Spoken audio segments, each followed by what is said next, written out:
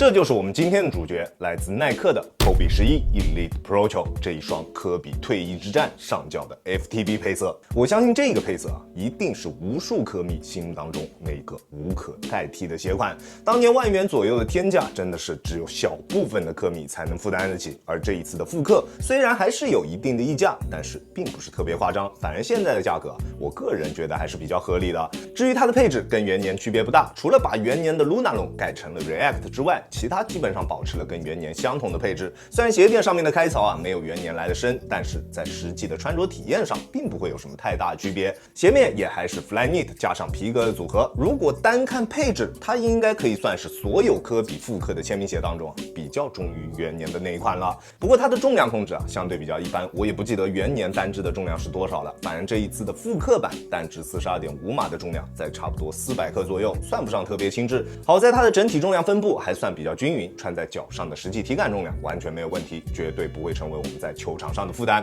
那基礎配置差不多就是這樣。如果你對這一雙鞋還挺感興趣，那接下來就跟着當子的節奏，一起來深入了解一下這一雙 Kobe 11 Elite Pro。首先在腳型適配方面，這次復刻版本的 Kobe 11，它所使用的這個鞋楦跟元年的可以說是完全不一樣。元年的Kobe 11我得穿43碼，而這一次的復刻版本我買的42.5卻還是大了非常多。甚至我讓身邊穿43碼的朋友試了一下，他覺得內長還是會有點偏長。我也拿它跟復刻的科比9代進行了一個對比，大家可以明顯的看出，在相同尺碼的情況下，它會比復刻的9代明顯要長出一截。所以這一次復刻版本的科比11，如果你想買的話，請務必買小半碼。如果你是窄腳，買小1碼可能才會比較合適。當然，如果你跟我一樣已經買了自己平時正常的尺碼，也不用慌，穿厚一點的襪子，或者是乾脆直接穿2雙襪子，都可以盡可能的讓它的包裹得到改善。但是因為這一次復刻的科比11，它鞋面的下壓明顯沒有元年做得到位，鞋倉內部的上下空間明顯會比元年要大得多。拉緊鞋帶之後鞋頭處會明顯鼓起來。一般來說，出現這種情況的籃球鞋，前掌的鎖定都不會太好。而這一次復刻的科比11也確實是這樣。雖然用的仍舊是 Flyknit 鞋面，鞋面的強度是完全沒有問題的，但是因為鞋倉內部的多餘空間太多，在做一些橫向移動動作的時候，前掌完全沒有辦法鎖住我們的雙腳，雙腳在鞋內會出現明顯的位移。在做一些側向急停動作的時候，我們能明顯感覺到雙腳會直接超出它的外底，鞋面完全兜不住我們的腳。這其實並不是因為鞋面的支撐力度不夠，畢竟大家也都知道 Flyknit 鞋面即使是放到現在也依舊是耐克最好的鞋面科技，沒有之一。起碼我個人是這麼認為的，不管是它的強度還是它的舒適度，都是頂尖的存在。但是因為鞋面的下壓做得不夠，導致鞋倉內部的多餘空間有點過大，再加上11代不同於9代9代的外側做了海量的橡膠上斑和硬質板材加固，但是11代只是單憑借它外側這一圈比較柔軟的外底橡膠作為加固，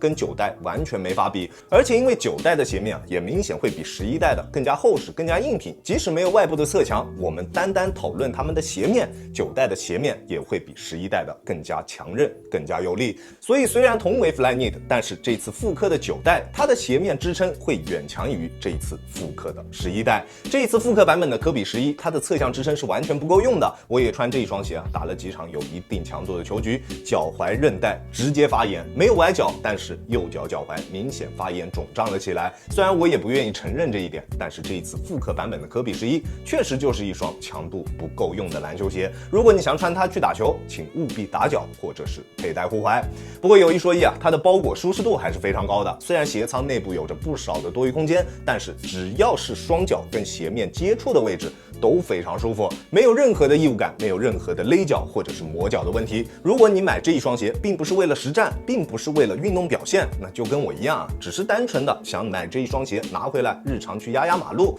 那它出色的鞋面舒適度一定能夠讓你滿意。而至於它的中底，就是非常經典的薄底快靴的感覺，中底的重心控制得非常貼地，場地感表現十分出色。而且這一次這一雙 Kobe 11 Pro 身上所使用的 React 鞋墊，它的調教明顯會比之前的8代或者是9代要來得更加柔軟一些，腳感會更好，會更加接近元年 Lunarlon 的腳感。上腳之後，它所能給到我們的軟彈感會明顯優於8代或者是9代。與此同時，它的前掌反應也會來得更加直接，在發力蹬地的時候，腳底下的感覺非常迅節完全不會泄力，也完全不會被踩穿。我是那種特別吃第一步爆發的球員，而且體重比較大，這種又薄又有着不錯腳感的籃球鞋，我最怕的就是在我發力的時候被我一腳給踩穿。但是在我穿這一雙鞋的這一段時間裡面，一次都沒有出現過。所以即使你是大體重的球員，也完全可以放心選擇。而且它後掌的大馬蹄啊，气壓非常高，加上柔軟的鞋墊調教，一上脚就能明顯感覺到中底气墊的澎湃脚感，而且缓震极限也非常高。我190斤的體重，即使单纯使用脚后跟着地，震脚的感覺也并不明顯。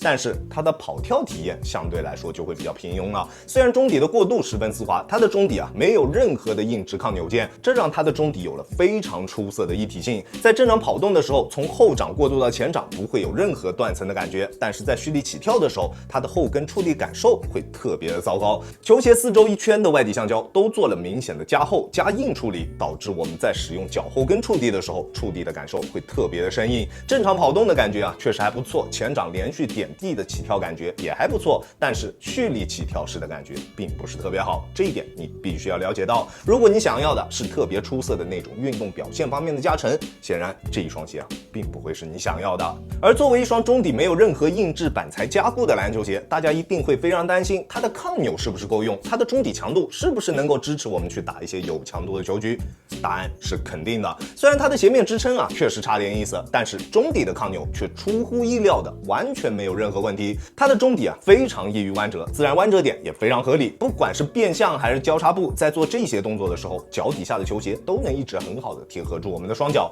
中底所能給到我们的鞋脚一体性非常棒，非常出色。不管做什麼動作，它都能一直很好的貼合住我們的雙腳形態。而且不管你做什麼動作，你都能明顯感覺到它的中底抗扭完全沒問題，完全夠用。而它的中底抗扭跟傳統的籃球鞋啊會不太一樣，傳統的籃球鞋大多都是通過在中底內部加入硬質板材來提升球鞋的整體剛性，而這一雙鞋則完完全全來自於它的外底造型。它的外底在前掌以及中段都做出了明顯的外擴，前掌的負責防側翻，而中後段這一塊啊，則讓它擁有了極為出色的中底抗扭。當你去扭這一雙鞋的時候，你就能明顯感覺到它的中段剛性相較於它的前掌會有明顯加強。而在正常實戰的過程中，當你把鞋踩在地上的時候，當你去做一些大幅度變向動作的時候，外擴的這個外底不僅能給到我們更好的穩定性，同時它還能給到我們更好的中底支撐。雖然鞋面啊確實會有點兜不住腳，但是你能明顯感覺到它的中底形態能夠很好的保持住，不會出現什麼誇張的形變。所以如果你想要穿這一雙鞋去打球、去實戰、去上強度，抗扭是完全不用擔心的。你只需要打腳或者是佩戴護踝來補充一下它鞋面強度方面的缺失，就完全 OK 了。外底也是它相對比較薄弱的一個地方，外底的紋路啊又淺又細，而且還特別的密集。在乾淨的場地上，它確實能給到我們非常出色的止滑效果，但是一旦到了有灰塵的場地上面，它薄弱的抗灰能力就會暴露無遺。在有灰塵的场地上，需要我們一直用手去擦着鞋底，才能保證腳底下有夠用的抓地力。而且因為紋路又細又淺，它注定只能在室內的木地板上面使用，而且啊必須要乾淨一些，其他任何场地它都不是特別適配。Kobe 11 Elite Pro 球，如果是單純的為了實戰，我不建議你們去選擇它。雖然我也很愛它，但是說實話，這一次的復刻並不是一雙出色的實戰鞋，它的鞋面支撐真的有點太差了，在實戰的過程中可以說是完全兜不住腳的。雖然通過打腳或者是佩戴護踝能盡可能的彌補一下它這方面的缺陷，但是前掌的鎖定並不能因此而得到改善。如果要打球、要實戰、要上強度，可能高腳背的球員或者是寬腳的球員啊，反倒會跟這一雙鞋更加適配。但是這一雙鞋這一個配色是所有科迷，如果你能夠負擔得起，必買的一個鞋款。只要看到這一雙鞋，就能想起科比的退役之戰，它就是科比最後榮光的載體之一。雖然這個配色只是非常簡單的黑金配色，沒有什麼太多的細節，但是它就是我心目當中最能夠解釋曼巴精神這一個詞的籃球鞋，沒有之一。曾經1萬多的價格啊，確實沒幾個人能吃得消，但是現在1000多的價格，就像 XC Ink 說的那一句話，這雙鞋就是耐克給我們中登科迷的最好禮物。OK， 這就是本期視頻的全部內容了。再次感謝大家觀看本期的洋洋球鞋，那我們下期視頻再見，大家有空來做 ，Peace。